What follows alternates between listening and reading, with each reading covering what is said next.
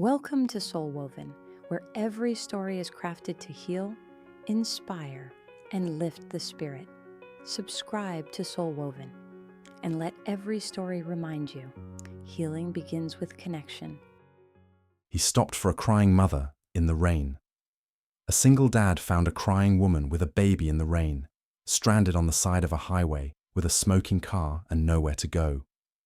He had every reason to keep driving. He was late picking up his daughter. His truck was packed with construction materials, and he'd spent years learning to keep his distance from anyone who might leave him again. But something about the way she stood there, shoulders shaking, trying to shield that infant from the downpour, made him pull over anyway. This is the story of how a man who'd stopped believing in second chances found a family in the last place he expected, and how a woman who'd lost everything learned that sometimes the person who saves you is the one who needs saving just as much. Before we continue, please tell us where in the world are you tuning in from. We love seeing how far our stories travel.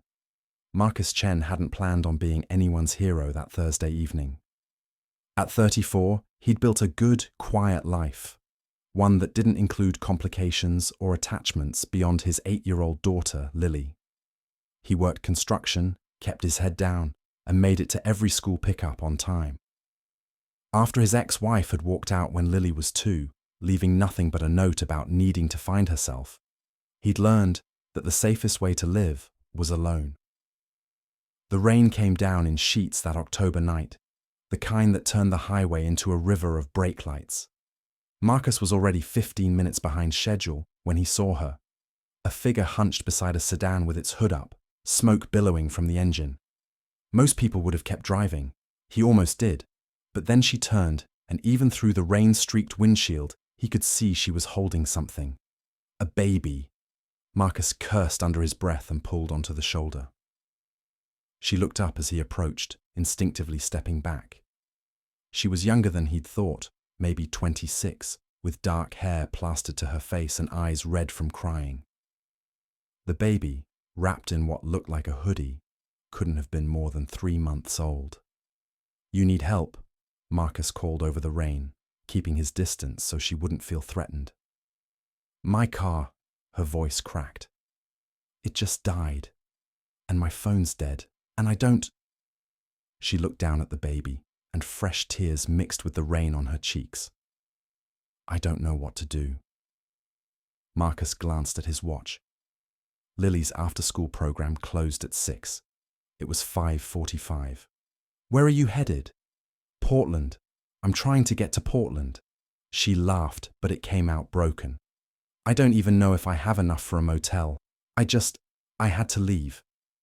There was something in those words, "had to leave," that Marcus recognized. The same desperate edge he'd heard in his own voice 6 years ago when he'd begged his wife to stay, to at least see Lily one more time before she went. He made a decision he'd probably regret. "I can't leave you here. Come on, I'll give you a ride to the next town at least. Get you somewhere dry." She stared at him like he'd spoken another language. "You don't even know me." "No," Marcus agreed. "But I know what it's like to have nowhere to go." Her name was Rachel, and the baby was Emma. That was all she told him during the first 20 minutes of the drive, sitting rigidly in the passenger seat with Emma clutched against her chest. Marcus didn't push. He called Lily's program, explained he'd be late, and tried not to think about how his daughter would handle the anxiety of waiting. "I have a kid too," he said finally, more to fill the silence than anything. "Daughter. She's 8. Rachel glanced at him, then back at the road. "She's lucky." Most days she'd disagree. Marcus smiled despite himself. "I'm not great at the hair braiding thing, or the whole feelings conversation thing. But I show up, that's something." "That's everything," Rachel said quietly. They drove through the storm until Marcus saw the lights of Pinewood, the small town where he'd lived for the past 4 years. He had an apartment above a hardware store, 2 bedrooms, modest but clean, and he had the thought he definitely shouldn't be having. "Look," he said carefully, "I don't know your situation, but there's a motel off exit 12 that's decent. I can drop you there, maybe lend you enough for a night or two until you figure things out. Rachel didn't answer immediately. When she did, her voice was barely audible. I left my husband 3 hours ago, packed everything I could fit in the car while he was at work. I have $400 and a diaper bag. She looked down at Emma, who'd finally stopped fussing. He never wanted her. He told me to get rid of it, called her it the whole pregnancy. And today I couldn't stay anymore. Marcus's hands tightened on the steering wheel. He thought of Lily, waiting at the after-school program. His Lily, who was the only thing that had kept him breathing after her mother left. The motel's probably full anyway, he heard himself say. Storm like this. I have a couch. It's not much, but it's dry and it's safe, just for tonight, until you figure out your next move. I can't. You can. He glanced at her. No strings, no expectations, just someone who knows what it's like to be alone with a kid and no backup plan. Rachel studied him for a long moment, then nodded slowly. Just tonight. But they both already knew it wouldn't be just tonight. Lily was drawing angry circles in marker on scratch paper when Marcus finally arrived at the program. She looked up with the expression she'd perfected, the one that said she was fine, everything was fine. She definitely wasn't scared he wouldn't come. I'm sorry, Lilypad. There was an emergency. Marcus knelt down to her level. I need you to be really mature right now, okay? There's a lady and her baby in the truck. They had car trouble and nowhere to go, so they're going to stay with us. Tonight. On the couch. Lily's eyes went wide. A baby. Her name's Emma. She's tiny. You'll have to be gentle and quiet because babies need lots of sleep. Lily was already grabbing her backpack, her earlier sulk forgotten. She'd been asking for a sibling since she was 5. Marcus had tried explaining that wasn't how it worked, but hope was hard to kill in an 8-year-old. Rachel was standing beside the truck when they approached, looking like she might bolt any second. But when Lily barreled up to her with zero concept of personal space, something in Rachel's posture softened. Hi, I'm Lily. Can I see the baby? I'll be super careful. I practiced with my dolls. Rachel managed a real smile for the first time since Marcus had met her. Hi, Lily. I'm Rachel. This is Emma. She carefully tilted the baby so Lily could see. She's sleeping right now. She's so small, Lily whispered, reverent. She looked up at her dad. Dad, she's so small. I know, Bug. Come on, let's get everyone inside and dry. The apartment felt smaller with 3 extra people in it. Marcus showed Rachel the bathroom, dug out clean towels, and tried not to hover while she fed Emma in the corner of his living room. Lily sat on the floor nearby, watching with fascinated intensity, whispering questions that Rachel answered with surprising patience despite her obvious exhaustion. She's had a really hard day, Marcus told Lily while he heated up leftover spaghetti. Maybe we give her some space after dinner, yeah? I'm helping, Lily insisted. She needs help. The baby needs stuff. She wasn't wrong. Rachel had formula and diapers in her bag, but not much else. No bottles beyond the one she was using. No change of clothes for herself. Marcus made a mental note to hit the store before work tomorrow. Dinner was quiet. Awkward. Rachel ate mechanically like she'd forgotten food had taste. Emma fussed every few minutes, and Rachel would tense, apologizing even though Marcus told her to stop. Babies cry, he said simply. It's literally their job description. Jake, my husband, he couldn't stand it. Said she cried just to piss him off. Rachel's jaw tightened. 3 months old and he thought she was manipulating him. Marcus exchanged a glance with Lily, whose face had gone very still. His daughter had learned young to read adult tensions, to make herself small when things felt dangerous. He hated that she had that skill. You're safe here, Marcus said, and meant it. Both of you, for as long as you need. Rachel's eyes filled with tears. You don't even know me. So tell me something. What do you do? Where are you from? She took a shaky breath. I'm a nurse. Was a nurse. Pediatric ward at Seattle Children's. I loved it. But Jake didn't like me working. Said I cared more about other people's kids than our own future. So I quit when I got pregnant. And then after Emma, she looked down. I don't even know who I am anymore. You're a mom who protected her kid, Lily said suddenly, with the blunt wisdom of children. That's who you are. Rachel made a sound between a laugh and a sob. Marcus felt his throat tighten. Bedtime, Lily Pad, he managed. School tomorrow. Lily hugged Rachel before she left, quick and fierce. I'm glad you're here. Weeks turned into months. Rachel stayed.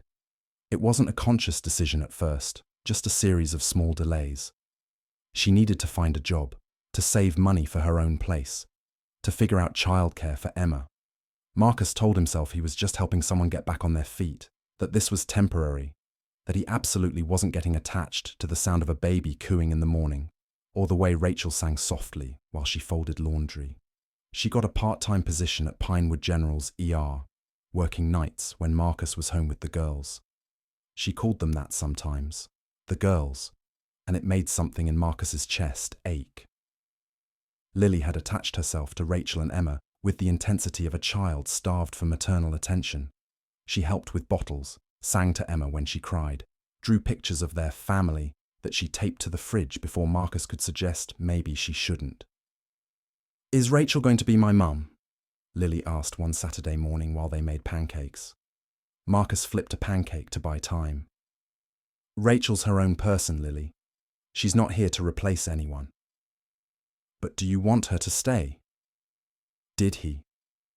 Marcus thought about Rachel's laugh when Lily told terrible jokes, the way she'd learned to read his moods, bringing him coffee when she sensed he was withdrawing, how she'd held him last week when he'd gotten the email from his ex, a breezy message after 6 years of silence, asking if Lily wanted to reconnect. It's not about what I want, Marcus said carefully. Rachel's building her own life. We're just helping. Lily gave him a look that said she wasn't buying it. At 8, she already understood more about adult self-deception than she should. 6 months in, they fell into something that looked a lot like a family. Rachel cooked on her days off. Real meals, not just Marcus's rotation of pasta and grilled cheese. She helped Lily with homework, patiently explaining fractions in ways that actually made sense. She left notes on the bathroom mirror. Thank you for everything. I don't say it enough. Marcus found himself staying awake until Rachel got home from her shifts, just to make sure she was safe. He'd started doing Emma's 2 a.m. feeding on weekends, so Rachel could sleep. He built a bookshelf for the living room without being asked, because Rachel had mentioned missing having space for her books. They were dancing around it, this thing between them. The way their hands would brush when passing Emma back and forth. How Rachel would rest her head on Marcus's shoulder during movie nights, fitting there like she'd been designed for that space. But Marcus was terrified. He'd let someone in before, built a whole life around her, and she'd left him holding the pieces. The thought of surviving that again, of watching Lily survive it, kept him from saying what he felt every time Rachel smiled at him. Rachel had her own fears. She'd mentioned once, late at night when Emma was sleeping between them on the couch, that she didn't trust her own judgment anymore. I married Jake, she'd said. I thought I loved him. I let him convince me to give up my career, my friends, everything. What if I'm just broken? What if I keep choosing wrong? You chose to leave, Marcus had said. That was choosing right. But what if... She'd stopped, looking at him with something raw and hopeful. What if I'm choosing wrong again? He'd wanted to tell her she wasn't. That this, whatever this was the most right thing he'd felt in years. But the words stuck in his throat, trapped behind 6 years of scar tissue. The breaking point came on a Tuesday. Marcus's ex-wife, Sarah, showed up at the apartment unannounced. She looked older, tired, but still pulled together in that way that had first attracted him. Still beautiful, still capable of making him feel like he was never quite enough. Hello, Marcus, she said, like 6 years was 6 days. I was hoping to see Lily. Rachel was in the kitchen preparing bottles. She froze when she heard the voice, recognized the tone of someone who'd once belonged here. "You can't just show up," Marcus said, blocking the doorway. "You can't. Lily doesn't even remember you. She's my daughter. Biologically." Marcus felt his control slipping. "Where were you when she cried for you every night for a year? Where were you when she started kindergarten? When she lost her first tooth? When she asked me why her mum didn't love her?" Sarah flinched. "I was young. I made mistakes. I'm different now. I want to make it right." "You can't make this right. You don't get to walk back in and—" "Marcus." Rachel's voice calm but firm. She appeared beside him with Emma on her hip. "Maybe we should let Lily decide." He stared at her. "Rachel, if Lily wants to talk to her mother, shouldn't that be her choice?" It was the right thing to say, the mature, healthy thing. Marcus hated it. Lily came to the door, stopped when she saw Sarah. "Who are you?" Sarah crouched down, tears already forming. "I'm your mum, sweetie. I know I've been gone a long time, but—" "Rachel's my mum," Lily said flatly. She looked at Marcus, confused. "Dad, who is this?" The silence that followed was devastating. Sarah stood slowly. I gave birth to you. I'm Sarah. Your father and I were married." "You left," Lily said, and the accusation in her voice made Marcus's heart break. "Dad told me. You left and didn't come back." "I made a mistake. I was young and scared, and—" "Rachel was scared too," Lily interrupted. "She had nowhere to go and a baby, and she was really scared. But she didn't leave. She stayed." Lily grabbed Rachel's free hand. "She stays." Marcus watched Sarah's face crumble. Part of him felt vindicated. Part of him just felt sad for everyone involved. "I think you should go," Rachel said gently. "If you want to be part of Lily's life, that's something you and Marcus need to discuss. With a lawyer maybe. With counseling definitely. But not like this. Not ambushing her."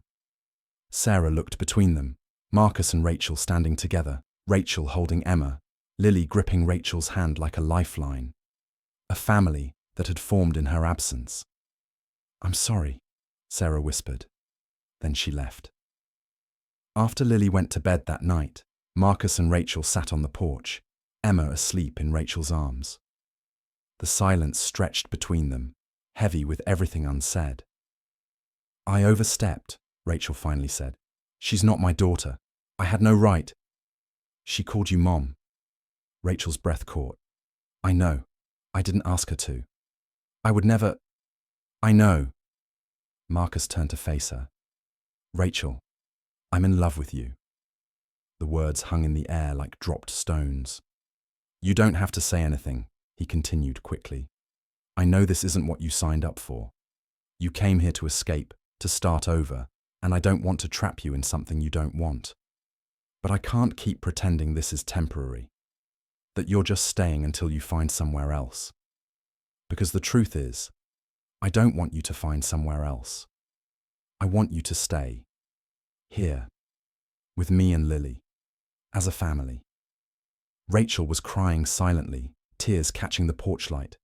"Marcus, I'm terrified." "I know. So am I. What if I'm still broken? What if I mess this up? What if you don't?" Marcus took her free hand. "What if we're both broken and we figure it out together? What if Lily calling you Mum wasn't a mistake?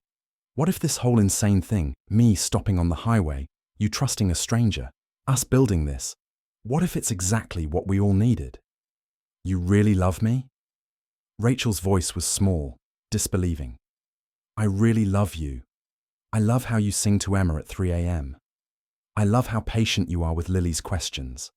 I love that you fold my socks even though I've told you not to bother. I love that you're strong enough to leave when you needed to, and brave enough to stay when you wanted to." Rachel leaned into him, careful of Emma between them. "I love you too," she whispered. "I think I have for months. I was just too scared to admit it. So what do? We try, Rachel said. We take it slow. We talk to Lily. We figure it out together. Marcus kissed her forehead, then her cheek, then finally her lips. Soft and careful, like sealing a promise. Emma chose that moment to wake up, making her unhappy opinions known. They both laughed, and Marcus took the baby so Rachel could stretch her arms. Welcome home, he said. Rachel smiled, and it reached her eyes this time. I've been home for a while. I just didn't know it yet. A year later, Marcus proposed on the same porch where they'd first admitted they loved each other. It wasn't elaborate. He'd never been good at grand gestures. But he'd learned that the truest moments were often the smallest ones. A hand held during a scary movie, coffee made just right without being asked, showing up even when it was hard. I talked to Lily, he said, getting down on one knee while Emma toddled around the yard and Rachel watched with knowing eyes.